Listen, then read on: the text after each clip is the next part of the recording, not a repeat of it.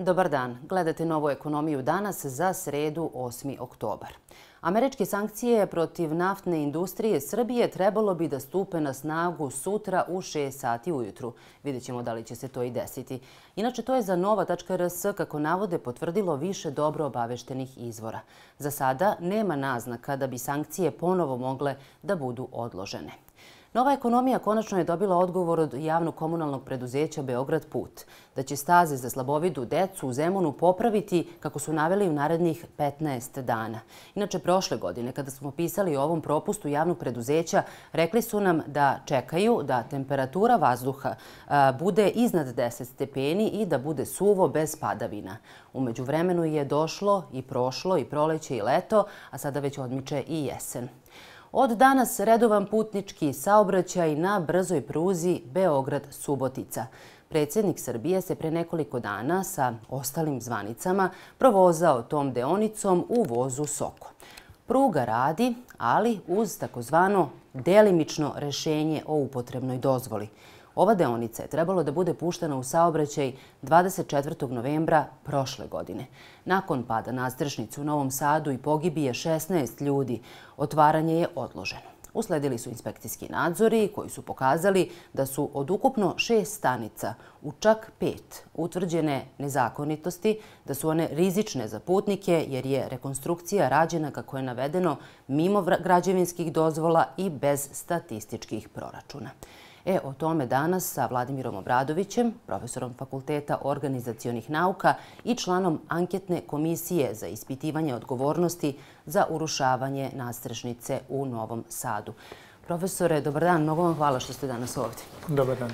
Evo, bliži se 1. novembar, godišnjica pada nadstrešnice, pogibije 16 ljudi u Novom Sadu. Jeste li očekivali da će brza pruga sada biti puštena, neki kažu sa zakašnjenjem, a ja bih rekla ovako brzo uradi to, bez toga da je detaljno ispitano da li je sve bezbedno? Dakle, ljudi se sada s pravom pitaju kako je moguće da se nakon svega zaobiđe i zaobilazi kompletna procedura i možda da ta procedura bude čak i pooštrena u odnosu na ono kako je ranije rađeno. Pa, nažalost, jesam. Predsjednik već neko vreme forsira i najavljuje da ta pruga mora da se otvori, ne uzimajući u obzir ovo što ste naveli, bezbednost i sve druge stvari. Gledajte, kada se jednom prekrše procedure i dozvole, onda to postaje praksa, a ne izuzetak. Svako normalan bi očekivao da nakon te velike tragedije koja nas je sve zadesila prošle godine, da se sada sve procedure dodatno zategnu, da se kontrole povećaju, da se sve 3 puta proveri pre nego što se pusti u rad. A mi ovdje imamo kontraslučaj da vlast kroz deregulaciju želi da što više tih kontrolnih mehanizama skloni kako bi datumi otvaranja bili politički, a ne stručni. Vi ste rekli da se nije dovoljno možda ispitala bezbednost. Bezbednost je ispitana. Mi imamo nalaze da su te stanice nebezbedne. I pored toga se pruga otvara. Šta to znači? Da će vozovi ići prugom bez da staju u stanice. Čemu to onda služi?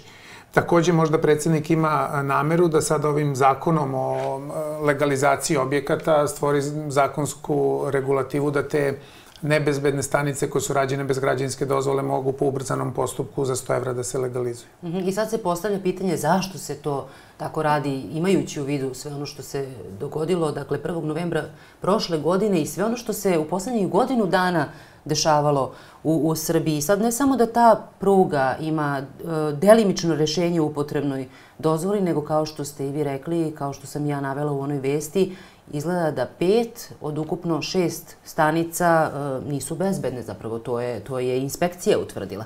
Ipak, predsjednik pre neki dan je pomenuo 3 stanice i on je rekao, evo citiram ga, teretni saobraćaj se večeras uspostavlja, te 3 stanice što ne možemo da otvorimo je samo zbog onog što se desilo pre 11 meseci, to je zbog kukavica koje ne smiju da potpišu ništa i sad ćemo da čekamo još, a ništa se posebno neće promeniti. Kako vi čitate tu izjavu? Ja bih rekao da ti profesionalci koji to neće da potpišu su zapravo heroji u ovom trenutku, a ne kukavice. Dakle, oni su poslednja linija odbrane profesionalnog upravljanja, profesionalnog rada u ovoj zemlji i, dakle, u tom smislu oni štite profesiju. Međutim, kada trpe ovakve pritiske, javna targetiranja i napade, oni su i više od toga. Dakle, oni su junaci koji tamo svojim imenom i svojim strukom i svojim potpisom stoje između nas i neke katastrofe. I to je za svaku pohvalu. A ovo što se predsjednik provozao i prošao kroz Novi Sad bez da su se zaustavili, bez da su se osvrnuli na tu tragediju i kaže samo zbog toga što se desilo pre 11 meseci zapravo daleko prevazilazi granice dobrog ukusa, čak mnogo više od toga. S druge strane, predsjednik nekako se svađa sa svojim narodom i tera inat sa svojim narodom. Njemu narod smeta, on hoće da narod ganja po svetu. Evo sada hoće da otvara tu stanicu da bi dokazao da je on bio u pravu, da je to bio dobar projekat, ne uzimajući u obzir objektivne karakteristike i osobine ovog projekta. Ja sam imao prilike da vidim te izveštaje inspekcija sa sve fotografijama. To zaista izgleda katastrofalno. Te stanice koje su dosta stare, neke su stare i preko 100 godina, su samo s polja našminkane. Dakle, doterane su fasade, prekrečene, možda promenjeni oluci, a one su iznutra trule i raspadaju se i zaista nisu bezbedne da ljudi u njih uđu. Evo, mi, na primjer, ovde sad je aktuelna ova deonica od Novog Sada do Subotice, jer pre nekoliko dana je pušten taj teretni saobraćaj. Evo danas, ja mislim, u podne će početi putnički saobraćaj. Međutim, mi imamo onu temu, evo ovde u Beogradu imamo stanicu Prokop. Prokop je, odnosno, nedavno je suspendovan tender za sanaciju oštećenih greda na stanici Beograd centar, tako se zove stanica, mi zovemo Prokop. Dakle, infrastruktura železnica Srbije je tražila firmu koja će popraviti neke grede koje nisu kako treba. Dakle, nebezbedne su. Treba im popravka, a stanica je sve vreme otvorena za putnike. Evo i pre nekoliko dana i predsjednik je sa te stanice sa svitom krenuo Sokolom put Novog Sada i kasnije ka Subotici.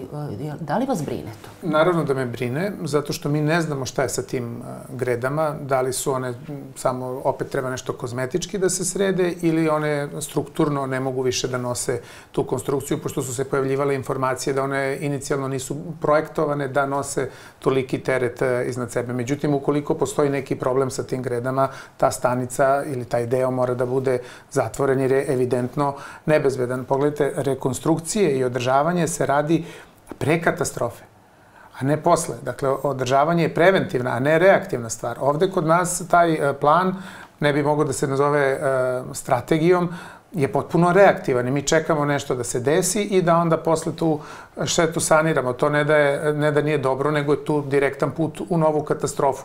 I svako ko pristaje na to, govorimo od onih koji imaju ili mogu da imaju uticaje na to, su saučesnici u takvom jednom delovanju koji je protivzakonito i na kraju krajeva protiv struke i zdravog razuma.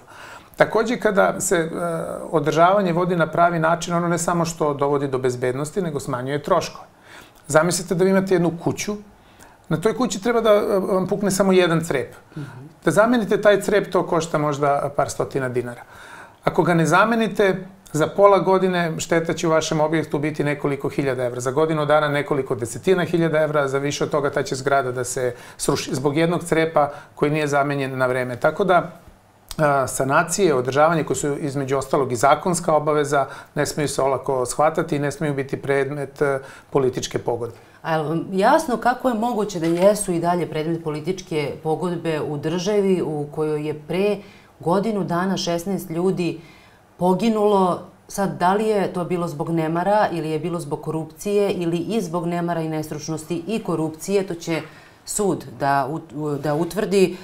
Dakle, evo, meni je jako interesantna izjava takođe predsjednika Srbije pre neki dan, kaže utvrdit će se da nije bilo korupcije i da ona, citiram, nije uzrok pada nadstrešnice pre godinu dana i smrti 16 ljudi.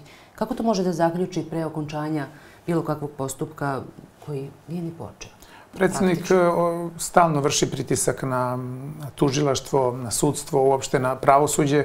I ako pogledate njegove prve izjave dan ili dva nakon pada nadstrešnice, on je tu već počeo da optužuje, veštači i presuđuje govoreći da je to struka pogrešila, da tu nije bilo korupcije i evo i danas to priča, iako je Tužilaštvo za organizovani kriminal pokrenulo određene istražne radnje. Tako da je ovo pritisak na pravosuđe, ovo je pritisak na sve profesionalce koji žele da rade svoj posao kako valja i naravno ta izjava nije pravnička, mada je čovek pravnik i trebalo bi to da zna, ta je izjava politička i krajnje neprimerena za jednu ozbiljnu političku figuru kao što bi trebalo da bude predsjednik Republike. Ja se nadam da će tužilaštvo, kao i ovi ljudi koji nisu hteli da potpišu tehničku dokumentaciju koja je neispravna, da će i tužilaštvo ostati profesionalno ili postati profesionalno, zavisi kako gledate, i odoleti ovim pritiscima i sprovesti taj postupak koji se tiče korupcije do kraja. Pa to je njihova svakako i profesionalna i pre svega moralna, ljudska dužnost. Evo, član ste anketne komisije koja istražuje šta se sve dešavalo u slučaju rekonstrukcije zgrade železničke stanice u Novom Sadu. Javnost sada očekuje izveštaj anketne komisije polovinom oktobra, je li tako? Izveštaj će biti predstavljen 15. oktobra. 15. oktobra. Šta ćemo... Pa to će biti jedan veoma detaljan i sveobuhvatan izveštaj i vrlo dokumentovan. To znači u tom izveštaju će naravno biti navedeni određeni nalazi, ali za svaki nalazi i konstataciju postoji dokument, izvor kako se do toga došlo. To je jedan krajnje stručan i objektivan izveštaj koji treba ili pokušava da na jedan sistematizovan način objedini pravne aspekte ove tragedije, ekonomske aspekte, medijske i naravno građevinske. Dakle, da sve to pogledamo celovito i da vidimo zašto je do te tragedije došlo. Ova tragedija je nesreća, ali nažalost to nije, kada sagledate neki incident ili slučajnost, to je posljedica sistemskog nemara, korupcije, urušavanja institucija, urušavanja profesije i to je nažalost moralo da dovede do nekog tragičnog slučaja. Ako vi ne poštujete Zakon o javnim nabavkama, ne poštujete ugovore koje ste potpisali, ne poštujete pravila struke, nadzor i sve ostale stvari, pa čemu možete da se nadate? Dakle, svaki uspeh bi u tom slučaju bio incident, a ovakve stvari su posljedica erozije institucija i sistema. Hoćemo li se iznenaditi 15. oktobra kad budemo čitali ili zapravo postoji mnogo stvari o kojima je već moglo da na osnovu različitih indikacija da se zaključi? Anketna komisija, evo, nešto malo manje od godinu dana, konstantno objavljuje. Mi svaki put kad smo došli do nekog nalaza, mi smo ga odmah objavili i to će sada biti u najvećem delu suma ili rezime svih tih dosadašnjih nalaza. Biće i nekih novih koji do sada nisu objavljeni, ali ne verujem da ćete se iznenaditi zato što ako ste pratili celu ovu situaciju, nekako možete da očekujete šta se sve dešavalo. I šta se nalazi u izveštaju. I evo za kraj samo da vas pitam, dakle, važno, možda najvažnije pitanje kada je o ovoj temi reč, to je pitanje odgovornosti. Dakle, godinu dana je prošlo, to pitanje je ostalo nerešeno. Mi danas nemamo nijednu potvrđenu optužnicu. I ono što je pripremljena optužnica, ona se odnosi na ovaj tehnički deo projekta. To je ono u skladu sa onim što sam i rekao da je predsjednik govorio, da su neki ljudi, neki inženjeri krivi. Ovaj deo koji se tiče financija i korupcije nije suštinski ni načet. Bila su neka privođenja, posle toga su svi pušteni i tu ne naziremo optužnicu. Mada imajući u vidu kakve političke spektakle predsjednik voli da pravi, ne bi me začudilo da na dan godišnjice ili dan pred budu opet neka hapšenja ili neke optužnice koje će kasnije, predlozi optužnica koje će kasnije pasti. Ono što smo mi mogli da ustanovimo u radu anketne komisije jeste da svi putevi odgovornosti vode do samog vrha ove države, dakle vode do kabineta predsjednika, vode do sadašnje predsjednice Skupštine, odnosno bivše premijerke koja je potpisala sve te zaključke. Istraga to nije obuhvatila, istraga se time nije bavila i samim tim ja ne vidim da se u ovom trenutku ozbiljno radi na tome da se suštinski odgovorni ljudi privedu pravdi.